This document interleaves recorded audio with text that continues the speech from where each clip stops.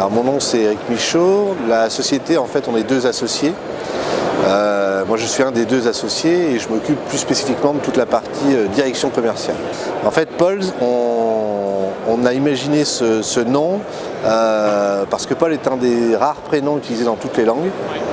Et on fabrique une large collection d'assises, de cache-pots, de bancs, de manches debout. Mais la qualité est faite pour l'extérieur. C'est vraiment notre spécificité. Et on a sorti sur cette fin d'année la Tour Eiffel, voilà, inspirée du monument historique de Gustave Eiffel, qui est un produit qu'on présente beaucoup comme un produit de décoration. Décoration un peu ornementale, conceptuelle, et qu'on souhaite aussi privilégier beaucoup sur l'événementiel et sur l'export.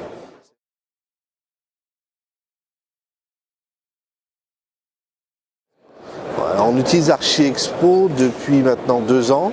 On a commencé parce qu'on avait entendu parler d'Archi-Expo et des répercussions que ça pouvait avoir, et on continue maintenant parce qu'on en est très content.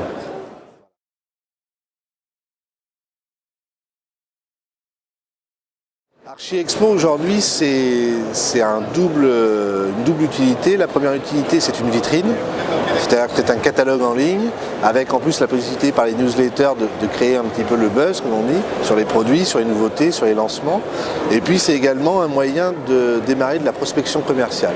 C'est-à-dire qu'on reçoit beaucoup par Archi-Expo de demandes d'architectes principalement, de tout horizon, de toute nationalité, sur des produits, qui ont des projets, sur des envies de mettre nos produits dans leur projet d'hôtel, de décoration d'intérieur, extérieur. Donc c'est vraiment un outil marketing et commercial en fait. Ça permet de montrer tout son savoir-faire, son catalogue, à des gens qu'on n'aurait peut-être jamais rencontrés, ni même jamais intéressés. Ça permet finalement de créer ce premier lien pour amener à la discussion. Et ça c'est très très important aujourd'hui.